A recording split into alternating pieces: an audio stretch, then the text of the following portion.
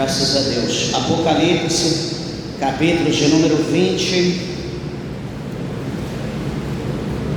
e o verso de número 11 para nossa meditação nessa noite. Veja se há alguém ao seu lado sem a Bíblia, aproxime-se, compartilhe a palavra de Deus, pois a palavra de Deus ela tem poder. Diz assim, capítulo 20 de Apocalipse, verso de número 11: E vi um grande trono branco, e o que estava sentado sobre ele, de cuja presença fugiu a terra e o céu, e não se achou lugar para eles. Vamos orar, meus irmãos. Levante ao céu a tua mão, a tua Bíblia, peça para que Deus, o Senhor, fale conosco. Maravilhoso Deus, amantíssimo, eterno, poderoso Pai, Senhor Deus, Criador dos céus e Deus, Criador da terra, meu Deus todo-poderoso, aqui está a tua santa e bendita palavra, meu Deus, a palavra que é viva e eficaz e é mais penetrante que a espada aguda de dois gumes, que penetra na divisão da alma e do espírito, entre as juntas e medulas. Ela é apta para discernir pensamentos e intenção do coração humano. Meu Deus do céu, meu Pai, abre agora com a tua presença, o teu poder, a porta do nosso coração, meu Deus. Permita, faça com que, ó Pai, a tua palavra possa adentrar no profundo da nossa alma, meu Deus, e que ela venha nessa noite, meu Pai, produzir o resultado pela qual ela é enviada pelo teu Espírito Santo. Fala, Suricanta, Labaia, fala conosco, em nome de Jesus, para a glória de Deus, nosso Pai. Amém, Jesus, amém. Meus irmãos, podeis assentar. Dê uma salva de palmas bem alegre para Jesus.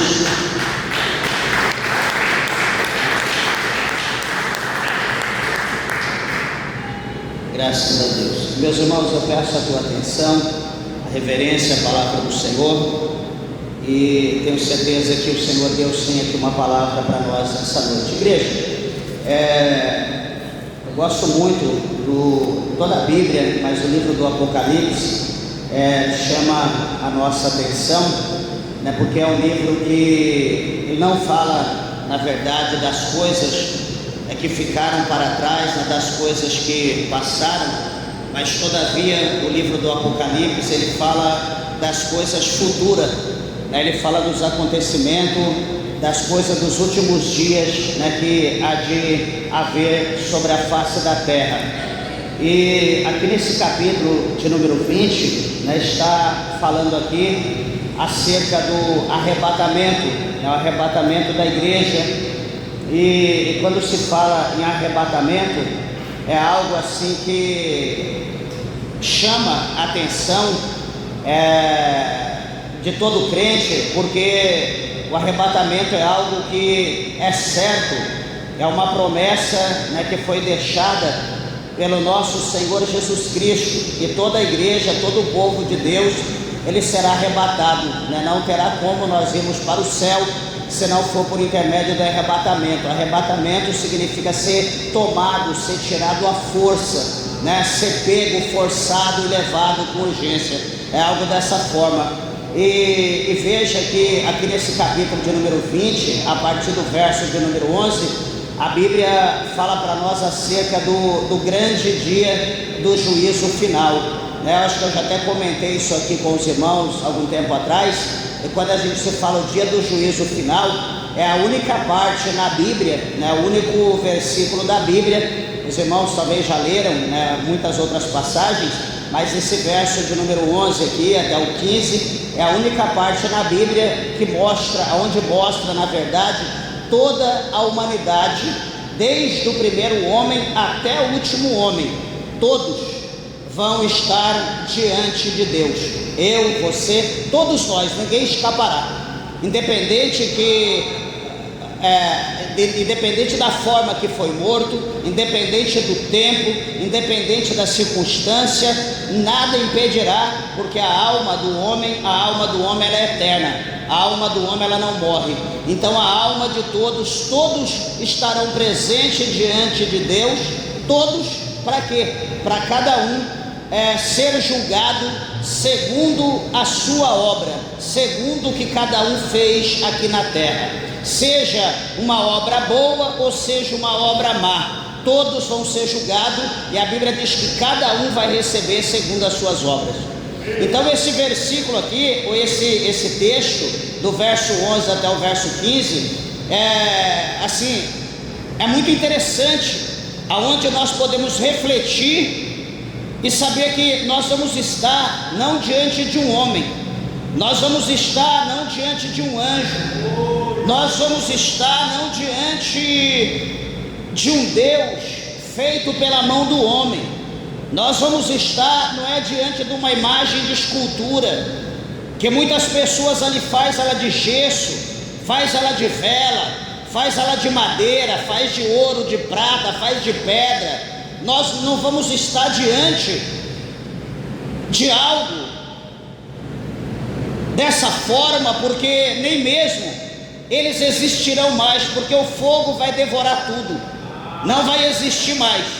A Bíblia fala para nós aí, um dos profetas maiores, que no dia, presta bem atenção, que no dia da ira de Deus, no dia do fogo de Deus, da ira de Deus sobre os filhos da desobediência, todos os deuses vão se derreter como cera no fogo, e vão deixar todos os seus servos, todos os seus adoradores na mão.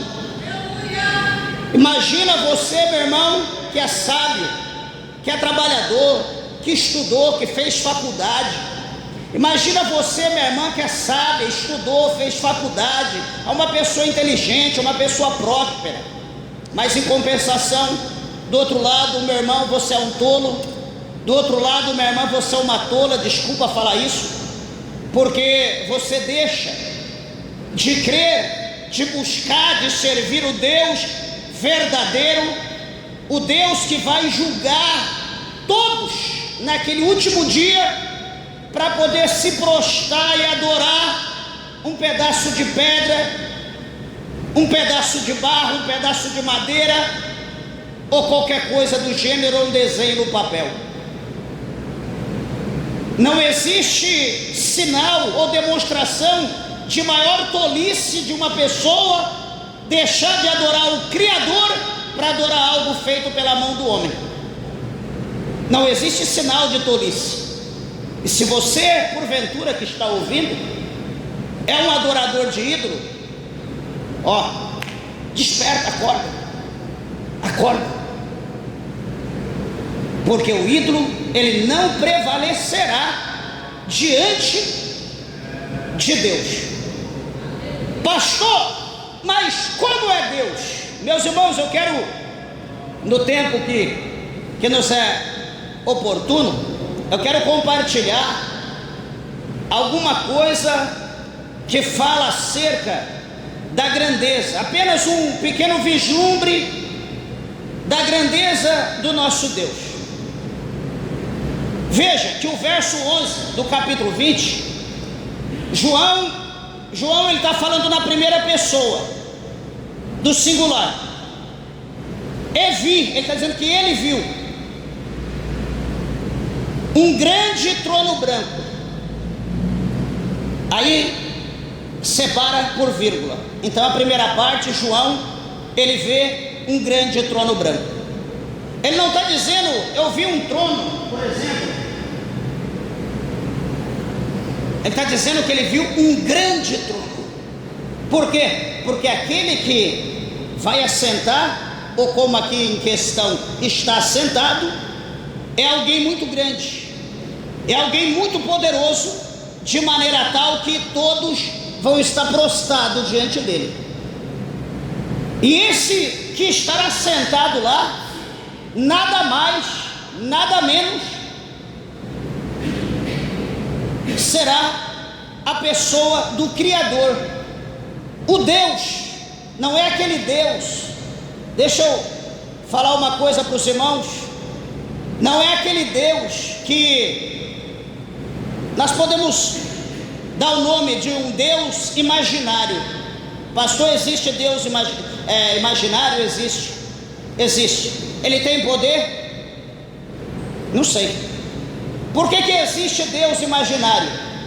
Porque cada pessoa, cada ser humano, ele consegue maquinar, desenhar, esquadrinhar. Ele imagina um Deus. Deus é assim. Aí ele pensa, Deus é dessa forma, e ele sendo dessa forma, ele age assim, ele age dessa maneira, ele quer me abençoar, ele quer me dar vitória, ele está comigo, e não importa a circunstância, ele me ama, não importa o que eu faço, onde eu vou, ele está comigo. E aquele ser humano inteligente, ele idealiza um Deus, ele pensa que Deus é aquilo que ele pensou. Outro pensa que Deus é um animal, pensa que Deus é um quadrúpede, como está escrito em Romanos capítulo de número 1. Outros pensam que Deus é um réptil, e assim, de acordo com a mentalidade do ser humano, cada um cria o seu Deus. Só que o Deus que vai estar assentado sobre esse trono não é um Deus imaginário, porque nós não podemos, a nossa mente não consegue imaginar se Deus ele é homem, se Deus é mulher. A nossa mente não consegue imaginar a forma como é Deus. Nós não conseguimos imaginar como é Deus. Só que certamente, se nós não conseguimos imaginar, então eu posso imaginar. Não, você não pode. Não tem como nós imaginarmos Deus. É impossível imaginar Deus. Nós conseguimos ver Deus, ter um pequeno vislumbre por intermédio daquilo que a Santa Escritura revela. Ele não revela a pessoa de Deus, mas a essência de Deus. Então a Bíblia está dizendo que é um trono grande, é um trono branco. Quando está dizendo aqui um trono branco, não é uma brancura como esse mármore leitoso, não é uma brancura como a roupa de alguém, é aquele branco como a neve. Se alguém já viu a neve é branca, tão branca que ela reflete. Você tem que colocar óculos escuros para você olhar, porque você não consegue ver. A claridade dela é muito forte, você tem que colocar um óculos escuro para você conseguir ver melhor. É como olhar para o sol. Então a brancura é muito forte, reflete lumen. Então esse trono é dessa forma, a Bíblia está mostrando para nós. Poderíamos falar de alguns tronos, por exemplo, citar aqui um só, para nós entendermos. O capítulo de número 6, no versículo de número 2, 3, 4, Isaías, que é tido como profeta messiânico, é conhecido. Isaías, ele diz que quando o rei Uzias ele morreu, a Bíblia diz que Isaías falando que ele viu os céus abertos, e quando ele viu os céus abertos, ele viu um trono de glória. Ele viu um trono com a glória imensurável, tão grande, e ele viu alguém assentado sobre aquele trono, com uma glória tão grande, com um cetro na mão, que a glória que estava lá era tão poderosa que até mesmo o lugar onde ele estava encheu-se da glória do Senhor, de maneira que ele confirma isso, dizendo para nós que havia serafins ao redor do poder, ao redor do trono, ao redor do Senhor. E ele mostra, dá um vislumbre como é os serafins. Eram anjos com meia dúzia de asas, com 6 asas. Muito diferente do que a gente pensa. E esses anjos, com 2 cobriam seus pés, com 2 cobriam seus olhos e com 2 eles voavam. Isaías diz que eles abriam a sua boca e eles entoavam, eles cantavam para toda a eternidade um cântico que Isaías deixou para nós, dizendo: Santo, Santo, Santo é o Senhor dos exércitos, a terra está cheia da sua glória. Então, aonde Isaías estava repleta da glória de Deus. Lá sobre a Candarábia, deixa eu falar uma coisa para os irmãos, talvez ninguém nunca viu, teve noção ou tem noção da glória de Deus. Graças a Deus, eu tive a oportunidade de ver, minha esposa teve a oportunidade de ver, muitos irmãos, tiveram a oportunidade de ver a glória de Deus no monte, buscando, clamando a Deus nas madrugadas, montes fechados, escuro, que você não conseguia ver lua, céu, clamando a Deus naquela escuridão. E quando nós acabávamos de orar, ali depois de 1h30, 2 horas, 3 horas de oração, os galhos, as árvores que estavam no chão, a terra, dia de chuva, aquela chuva terrível que quase era difícil ficar de joelho, com a mão na árvore segurando. Quando nós acabávamos de orar, estava tudo aceso, tudo iluminado, que só quem participou, que já viu essa glória, tem noção de como que é a glória de Deus. Coisas que alguém pode olhar a pessoa comum e falar: esse pastor está louco. Não, a glória de Deus, ela se manifesta quando o nosso coração está aberto para adorar, para buscar Deus. A glória de Deus está lá em cima, mas também ela se manifesta no nosso meio pela presença de Deus. E deixa eu dizer uma coisa para os irmãos, que então ele vê esse trono grande, branco, e a parte B, depois da vírgula, ele diz: e o que estava sentado sobre ele. Então ele vê 2 coisas. Primeiro ele vê o trono, e depois ele diz, faz vírgula, que ele viu o trono branco, vírgula, e o que estava sentado sobre ele, vírgula. Pastor, então como que é esse que estava sentado sobre o trono? Tem algum vislumbre, tem uma forma da gente entender, pelo menos mentalizar como é Deus? Meus irmãos, primeiramente, eu quero mostrar para os irmãos o que não é Deus. Depois eu vou mostrar para os irmãos o que é Deus. Abrimos porventura a nossa Bíblia, se alguém porventura tiver com a sua Bíblia, e você quiser ler para aprender, memorizar, vamos ver o que não é Deus. Abra a tua Bíblia mais ou menos no meio. Quando você abrir, certamente sairá em Salmos. Aí então nós vamos no Salmos de número 115. Eu quero mostrar para os irmãos primeiro o que não é Deus, para depois mostrar o que é Deus. Porque uma pessoa tão linda, uma pessoa tão sábia, tão inteligente, não pode ficar enganado, servindo, adorando alguma coisa, achando que é Deus, e está sendo enganado por um pilantra mentiroso, que é o diabo. Salmos de número 115, verso de número 2, diz assim: porque dirão os gentios, onde está o seu Deus? Os gentios são os ímpios, as pessoas do mundo vão perguntar para quem é crente: onde está o teu Deus? Eu não estou vendo o teu Deus, cadê o teu Deus? O verso de número 3 diz que então os crentes vão responder: o nosso Deus está nos céus e faz tudo o que lhe apraz, tudo o que lhe agrada.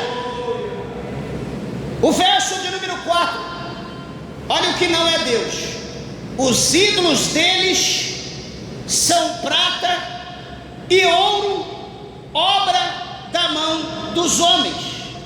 Verso 5: tem boca, mas não falam, olhos têm, mas não veem.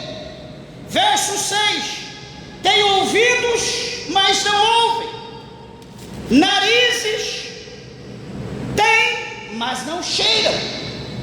Verso 7: tem mãos, mas não apalpam, pés têm, mas não andam, nem som algum sai da sua garganta. Verso 8: a eles se tornem semelhantes os que os fazem, assim como todos os que o adorem ou os que confiam. Isso não é Deus, e é isso aqui que a terra adora. Já pensou você que é um adorador de ídolo? Se estiver lá num processo, numa prova, e você coloca lá 2 dedinhos de cachaça para o Zé Pilantra, coloca lá: isso aqui é o meu ídolo.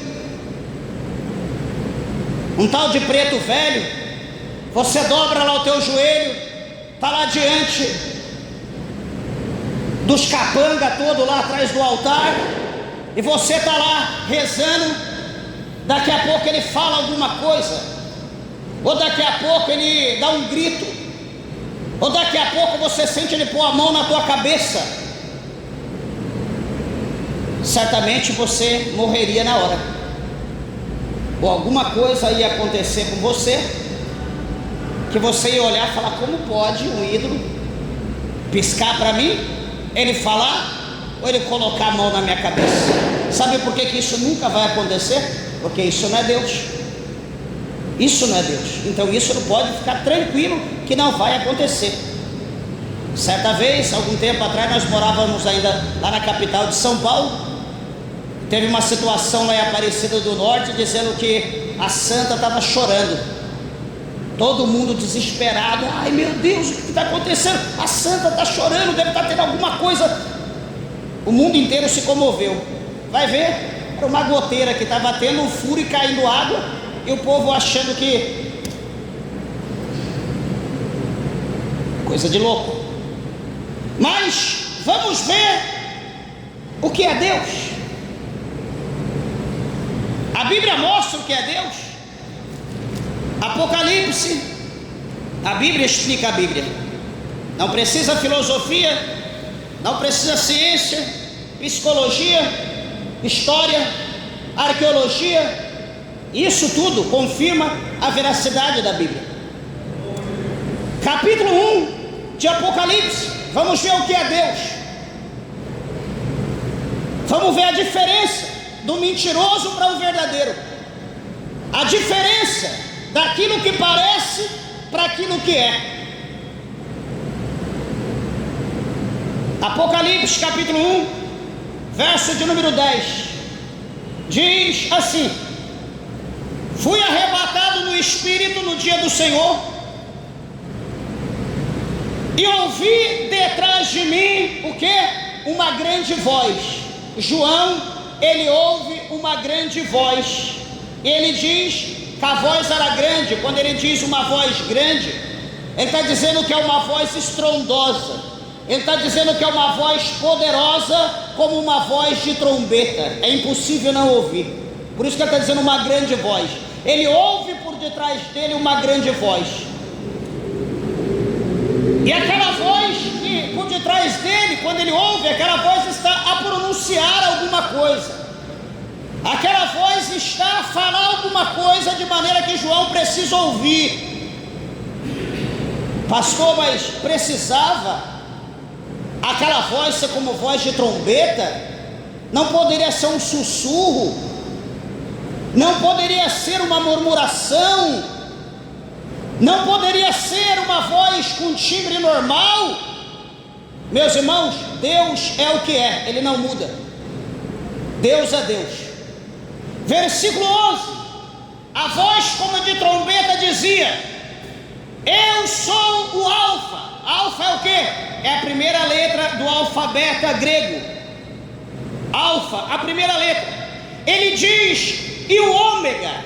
Ômega é o que? O ômega é a última letra do alfabeto grego. É como se fosse de A a Z, ou alfa ao ômega.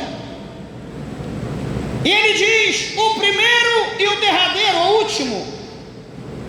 E o que vês, está dizendo para João, o que você vê, escreve-o num livro e envia-os às 7 igrejas que estão na Ásia. A seguir, Éfeso, Esmirna, Pérgamo, Tiatira, Sardes, Filadélfia e Laodiceia. Então ele vê, aliás, ele ouve uma voz como voz de trombeta. Essa voz pronuncia, essa voz dá uma ordem para ele escrever para 7 igrejas da Ásia Menor. Então, quando ele ouve o nome das cidades, das igrejas, ele vira para ver quem era o autor daquela voz como de trombeta. O versículo 12 diz para nós: envirei-me para ver quem falava comigo, e virando-me, eu vi 7 castiçais de ouro. Então, a semelhança daquela voz, ou da onde saía aquela voz, era semelhante, não que era semelhante a 7 castiçais de ouro. E ele diz no verso 13: e do meio dos 7 castiçais, um semelhante com F maiúsculo, filho do homem. Então, em meio aos 7 castiçais, ele enxerga um semelhante ao filho do homem. Ele enxerga um ser, ele enxerga um homem. Pastor, mas como que era esse homem? Será que ele vai dar as características? Sim, certamente ele dará características. E quais são? Verso 13: vestido até aos pés de uma roupa comprida e cingido pelos peitos com um cinto de ouro. Então ele observa aqui, ele mostra para nós que ele vê um como filho do homem, com vestes compridas. Vamos aplicar aqui uma visão doutrinária, fazer uma aderência doutrinária a nós. Igreja, homem não usa bermuda, homem não usa shorts, homem que é homem usa roupa comprida. Mulher que serve a Deus não usa shortinho, não usa sainha, não usa roupa rachada, não usa calça comprida. Mulher que é mulher de Deus, que serve a Deus, imita Jesus. Sabe por quê? Porque o apóstolo Paulo, no capítulo 11, no verso 1 da primeira carta aos Coríntios, o apóstolo Paulo escreveu dizendo: sede meus imitadores como eu sou de Cristo. Então, peraí, como que eu sou imitador de Paulo, como Paulo imita Cristo? Como que eu sou possuidor da verdade, como que eu sou possuidor da Bíblia? Como que eu tenho a palavra de Deus? Eu vou fazer tudo no inverso. Tudo que Deus manda fazer, eu vou fazer ao contrário. Se eu agir dessa forma, eu estou servindo o mentiroso, eu estou servindo aquele que não é Deus, eu estou servindo o diabo, eu não estou servindo o Deus da Bíblia, o Deus verdadeiro. Porque se eu for temente, fiel à Bíblia, ao meu Deus, eu vou viver o que a Bíblia manda.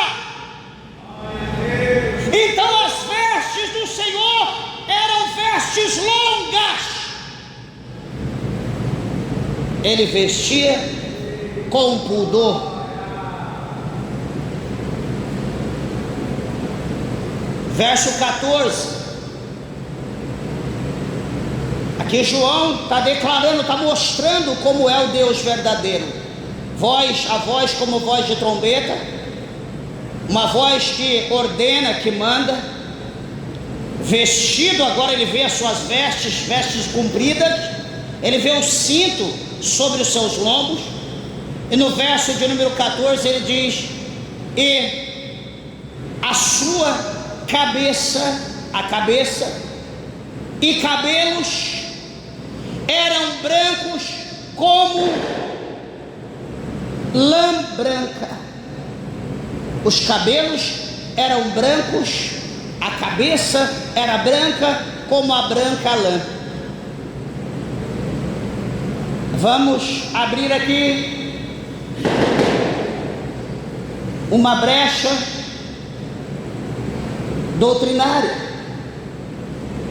para o ensinamento. Para aí,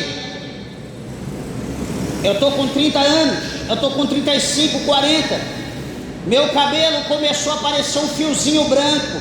Ai, as pessoas vão pensar que eu estou ficando velho. As pessoas vão pensar que eu estou ficando velha.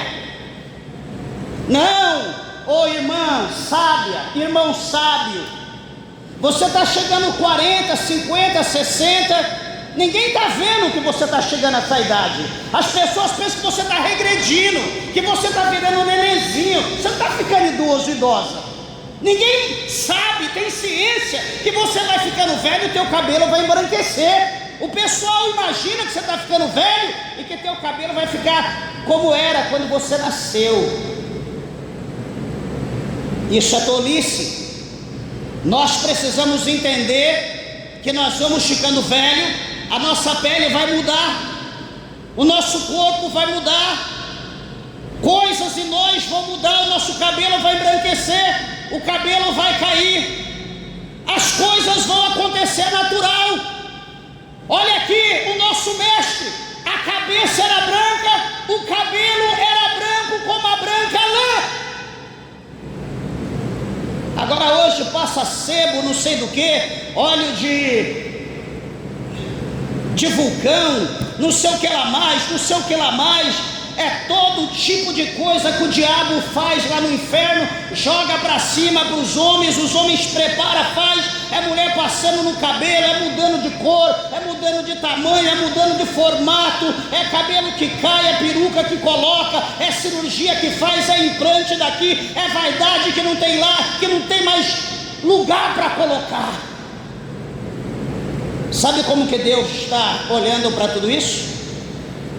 Deus está olhando e certamente Deus está com dó, porque você está cavando a tua própria cova para ir para o inferno, porque você está desobedecendo a palavra de Deus, você está indo contra a natureza que Deus deixou para nós. Alguém já olhou para mim, pastor, quantas vezes? Por que você não faz implante no teu cabelo? Por que você não faz isso no teu cabelo? Se Deus permitiu cair, se Deus quiser que eu tenha, Deus permita que volte de novo, pelo contrário eu não mexo. Vai contra a natureza. Não, por que você não põe isso? Por que você não põe aquilo? Não põe isso, não põe aquilo? Se Deus quiser, Deus me dá. Se Deus não quiser, tá bom do jeito que eu estou. Meus irmãos, a pior coisa que existe, quem tem sabedoria que entenda, é você fazer algo, alguém ir lá e desfazer o que você fez. Alguém ir lá e desfazer. Você estudou, você projetou, programou, fez exatamente, o negócio está funcionando.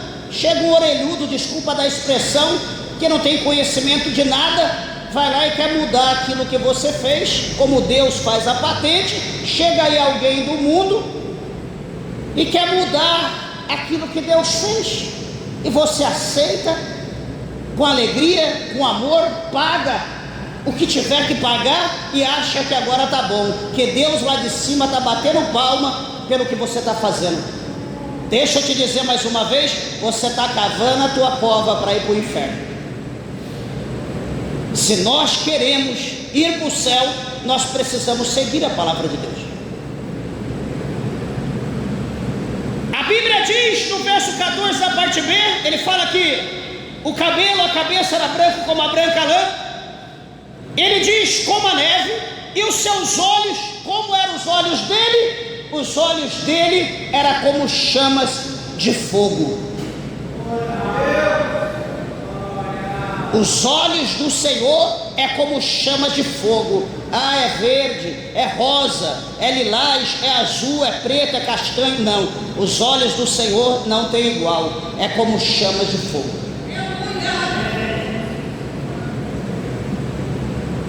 O verso 15: e os pés do Senhor, semelhante a latão reluzente, como se tivessem sido refinados numa fornalha, e a sua voz era como a voz de muitas águas. Outro formato da voz do Senhor. Lá em cima como trombeta, aqui como voz de muitas águas. O que é voz de muitas águas? É a voz de multidão. Muitas águas aqui no Apocalipse significa multidão de pessoas, miríades de pessoas. Imagina a multidão gritando a mesma coisa. Então a voz do Senhor é como se fosse voz de muitas águas, como voz de multidão. E os seus pés como latão reluzente. O verso 16 diz: e ele tinha na sua destra 7 estrelas, e da sua boca saía uma aguda espada de 2 fios. O que é aguda espada de 2 fios? É Hebreus 4:12, quando ele diz, lá o escritor aos Hebreus, que a palavra de Deus, ela é viva e eficaz. Ela é como espada afiada de 2 gumes, ou que corta dos 2 lados, que penetra na divisão da alma e do espírito, entre juntas e medulas. Ela é apta para discernir pensamentos e intenções no coração humano. Então, a Bíblia mostra aqui para nós que da sua boca saía uma aguda espada de 2 fios, e é com essa espada de 2 fios que Deus, ele vai julgar toda a humanidade. Deus vai julgar toda a terra. Pastor, o que é a palavra, a espada de 2 gumes? João, Evangelho de João, capítulo 1, verso 1. A Bíblia vai mostrar para nós que Jesus, ele é o verbo. O que é o verbo? No grego, o verbo é a palavra logos, ou logos, que traduzido, logos, quer dizer a palavra. Quando fala logos de Deus, nós temos logos de Theos, ou logo de Deus, nós estamos dizendo a palavra de Deus. A palavra de Deus, ela se transformou em carne, e João diz que as nossas mãos tocaram a palavra viva, tocaram o verbo de Deus. Então a palavra se converteu em carne e ela habitou entre nós, ela viveu entre nós. E tudo que está aqui na Bíblia, como eu disse no princípio, quando nós iríamos lê-la, eu disse que a palavra de Deus, ela é poderosa, porque ela é viva. Então nós temos que nos habituar a lê-la, a estar olhando a palavra de Deus, estudando a palavra de Deus, porque no tocante à observação profunda, estudando a Bíblia, ela começa a moldar o nosso coração, ela começa a mudar a nossa vida. Não pensa você, eu estou em casa, eu gosto de louvor, eu estou me acabando ouvindo louvor. Eu sei que está se acabando. Esse louvor de hoje vai mudar a tua vida? Eu sei que vai mudar, vai te deixar você soberbo, altivo, achar que você é um Deus pequeno. O que vai mudar a tua vida é a palavra de Deus. A Bíblia diz em Jeremias que a palavra de Deus, ela é como um martelo que ela esmiuça a penha, a rocha, o granito. A A palavra de Deus, só de você ler, de você estudar a palavra de Deus, ela vai mudar a tua vida. Você não precisa ser crente para ser mudado. A partir do momento que você começar a ler e estudar a palavra de Deus, você vai ver as coisas mudarem em tua vida. Não é à toa que os católicos mais antigos, os mais velhos, de primeiro dizia: olha, não lê aquele livro da capa preta. Quantas vezes eu ouvi isso quando criança? Não lê aquele livro da capa preta porque vai te deixar louco, vai te deixar doido. Aí nós lemos o apóstolo Paulo dizer: aprove a Deus salvar os crentes pela loucura da palavra, pela loucura da pregação. Então estudar a palavra de Deus vai trazer para nós salvação. Capítulo 8, 32 de João diz: e conhecereis a verdade, e a verdade vos libertará. Lacaçóbia, Camonácia, Surimicanta, Labracheia. Mas hoje, nos nossos dias, o inimigo está fazendo de tudo para que nós não leamos a palavra de Deus. O inimigo está fazendo de tudo para a gente não estudar a palavra de Deus. O inimigo está colocando todo tipo de cilada, de laço, para a gente não ler a Bíblia. Crente vem para a igreja sem Bíblia. Crente esquece a Bíblia na igreja, fica a semana inteira a Bíblia no banco, juntando pó aí. Esse dia tinha uma dentro da sacola. Pessoas que perdem a Bíblia, deixam a Bíblia no cenário. Esqueci, pastor, minha Bíblia está aí. De vez em quando alguém vem aqui perguntar de Bíblia para mim. Meus irmãos, isso é preocupante. A Bíblia, ela tem que fazer parte da nossa vida. Se nós, a Bíblia diz para nós, né, está escrito em Provérbios, se nós exaltarmos ela, se nós exaltarmos a palavra vai nos exaltar. Você quer pregar a palavra de Deus, pastor? É o que eu mais desejo. Você está estudando a Bíblia? De vez em quando eu dou uma olhadinha. Então está muito longe de você pregar a palavra de Deus. Está muito longe. Meus irmãos, eu fui uma pessoa que eu li a Bíblia de capa a capa muitas vezes quando criança. Minha vida era ficar de joelho no meu quarto, com a Bíblia aberta, não almoçava, trancada. Minha mãe vai vir aqui e vocês perguntam para ver. Na época de 9, 10 anos de idade, minha vida era ficar trancado lendo a palavra de Deus. Decorei praticamente a Bíblia. Eu pregava? Não. Eu falava para alguém? Não. Fui crescendo, 14 anos, desviei. Pregava direto? Não, nunca preguei. Uma vez tive a oportunidade, minha mão ficava assim, ó, e o suor caindo para tudo quanto é lado, parecia um leque de água. Não deu certo, nada. Desviei e fui para o mundo. Com 14 anos, com 27 anos, voltei para a presença de Deus. Estou até hoje. E agora, de um tempo para cá, que eu comecei a pregar a palavra de Deus, e quando eu voltei para a presença do Senhor. Pastor, mas é aquilo que o senhor tinha estudado. O mundo tirou tudo, Deus tirou tudo. Eu fui curtir o mundo, então eu fui sem Deus. E hoje eu preciso estudar, buscar tudo de novo. É a coisa que eu mais me arrependo em toda a minha vida, foi do que eu fiz em questão das coisas de Deus. Eu joguei fora o que de mais precioso que eu conquistei nessa terra. Eu me arrependo por isso. E você que estuda hoje, você vai estudar hoje para você pregar depois. Não pensa, você vou estudar hoje e já vou pregar hoje. Não, não é assim que funcionam as coisas não. Por isso que nós precisamos examinar, estudar a palavra de Deus, dedicar a palavra de Deus, vir para a igreja, trazer a Bíblia. Aonde nós for, nós precisamos levar a palavra de Deus, a Bíblia junto. Porque um soldado não pode andar sem arma, a Bíblia é a arma do crente. Ah, pastor, está aqui na minha cabeça. Não, isso não convence não. A nossa mente é falha. Mas para encerrar aqui, a Bíblia vai dizer no verso 16, presta bem, aliás, a parte B do verso 16, que o seu rosto, o rosto do Senhor é como o sol, quando que na sua força maior resplandece. qual é a força maior do sol? O meio-dia. Então o rosto do Senhor é como aquilo que João estava vendo. Ele está escrevendo aqui o que ele viu. Então quando ele olhou para a face do Senhor, ele viu a face dele como o sol, na sua força maior. Pastor, mas João viu tudo isso e nada aconteceu com ele?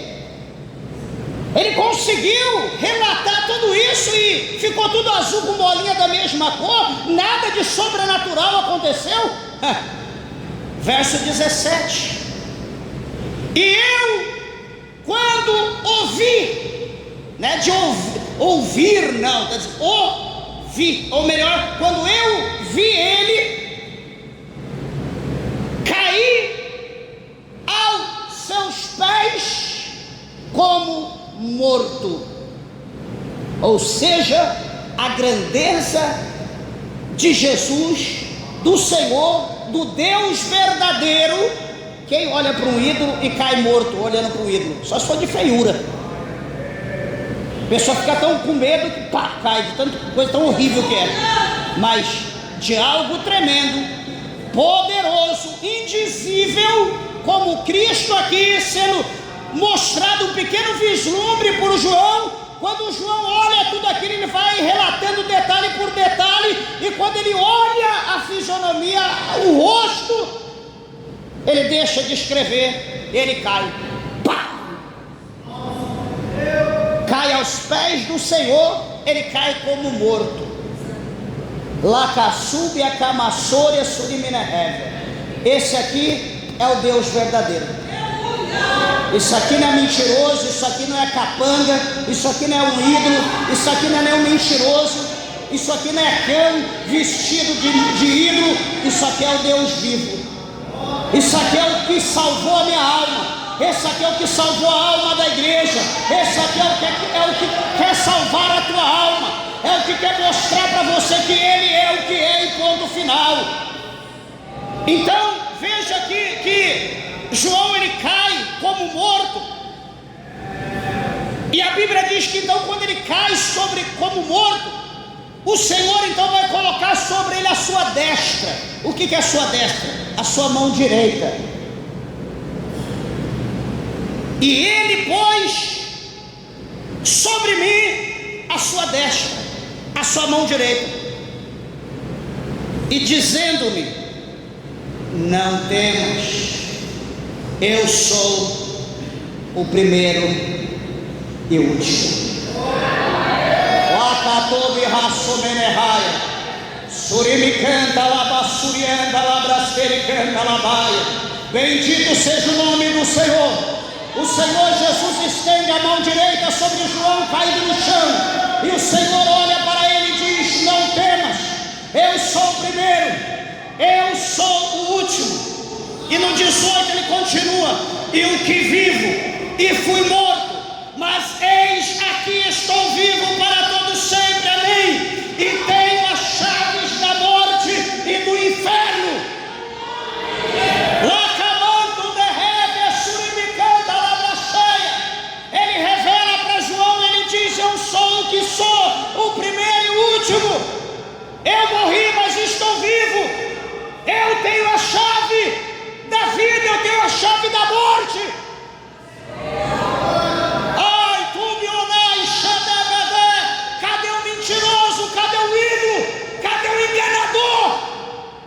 Cadê o mestre de tolos? Falar uma coisa dessa. Chaconde que otanda racé, pique o focande que o pau anderraia, sugimo capotande que andai, Xadebedé, surimianda labaia. Bendito seja Deus, o Senhor está aqui. Lavassônia, camarária, surimianda labaia. Oh Maranata, subiotal, axebedé. Louvado e exaltado é o nome do Senhor. Já encerro.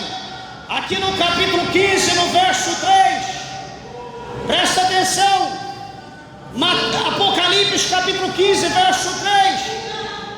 Diz assim a palavra de Deus: e cantava, Aliás, e cantavam o cântico de Moisés, servo de Deus, e o cântico do Cordeiro, dizendo: grandes e maravilhosas são as tuas obras, Senhor Deus Todo-Poderoso, justo, verdadeiro são os teus caminhos, ó Rei dos santos. Olha, títulos dados ao nosso Senhor. Capítulo 19, verso 13, diz assim: e estava vestido de uma veste tingida em sangue, e o nome pelo qual se chama é a Palavra de Deus. Verso de número 16 do capítulo 19: e no manto e na sua coxa tem escrito este nome: Rei dos Reis e Senhor dos Senhores. Deixa eu concluir dizendo para você nessa noite que toda esta situação aqui que nós lemos, este ser do capítulo 1, 15 e 19, é o que está assentado no trono. João viu um grande trono branco e o que estava sentado sobre ele, vírgula. Então aqui nós podemos ver pela Bíblia, pela palavra de Deus, como era o que estava sentado naquele trono. João, veja que João, ele perdeu a vida, ele caiu como morto.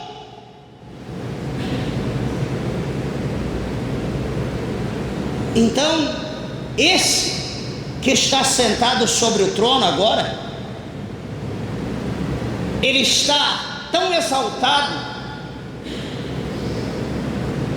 ele está ali na sua plenitude de poder tão grande, que o verso 11 do capítulo 20 mostra que João viu o trono branco, o que estava sentado sobre ele, e ele continua dizendo no verso 11: de cuja presença fugiu a terra e o céu, e não se achou lugar para eles.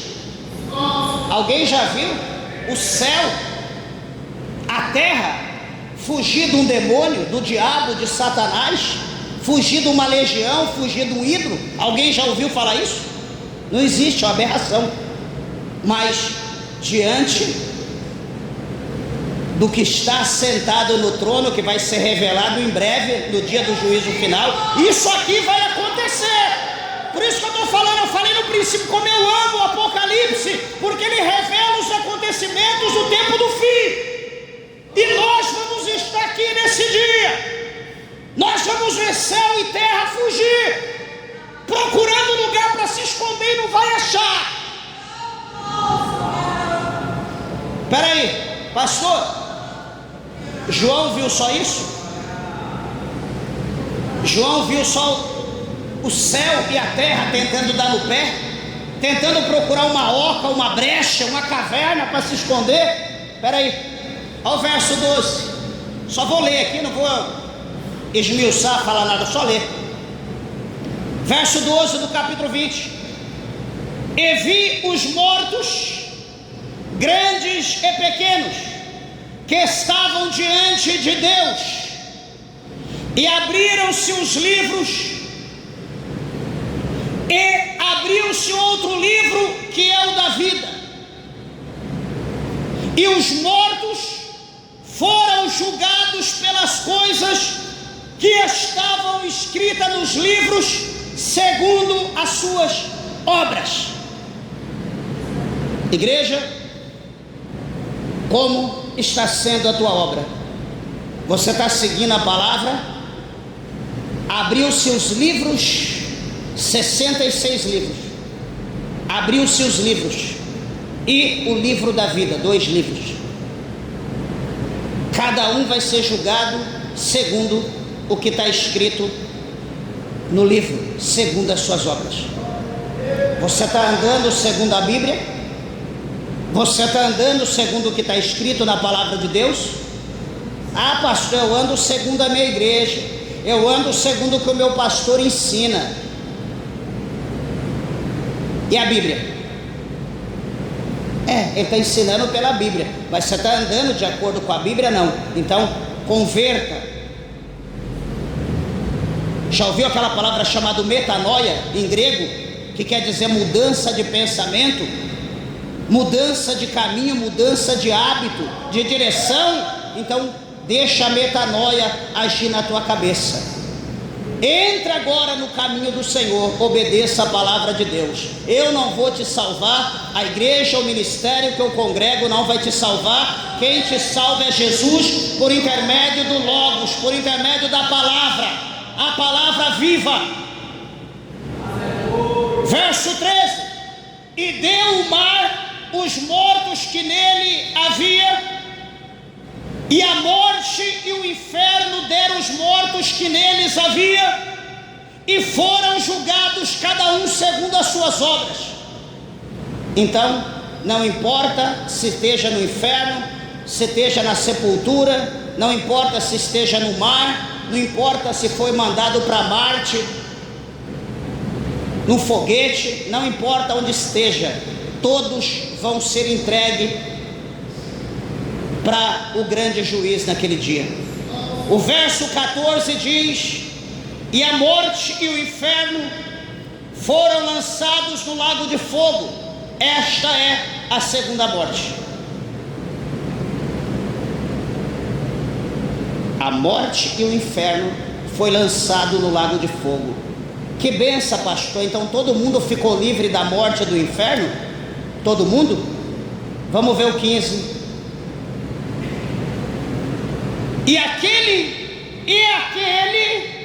que não foi achado escrito no livro da vida foi lançado no lago de fogo. Quem está no lago de fogo? Nós lemos o verso 14: e a morte e o inferno foram lançados no lago de fogo, e todos aqueles que não têm o teu nome escrito no céu, no livro da vida, foram lançados no lago de fogo. Então no mesmo lugar aonde foi o inferno, aonde foi a morte, aonde foi o diabo e os seus anjos, irá todos aqueles que não têm o seu nome escrito no livro da vida. Eu quero encerrar dizendo que você ainda que não aceitou Jesus, você ainda que não tem o teu nome escrito no céu, no livro da vida, você não pode sair daqui sem aceitar Jesus. Você não pode sair daqui sem que o teu nome seja escrito no céu, no livro da vida. Eu sempre digo e vou dizer de novo: nós podemos até viver sem Cristo, mas partir sem Cristo vai ser um remorso para toda a eternidade. Não pensa você que o inferno vai ser o pior lugar, porque o inferno vai ser lançado no lago de fogo, e todos aqueles também que estavam no inferno vai ser transferido também para o lago de fogo, porque se foi para o inferno é porque não tem o nome escrito no céu, no livro da vida. Amém, meus irmãos? Que Deus abençoe vossas vidas. As horas se foram, as palmas bem alegres, exalte o nome do Senhor.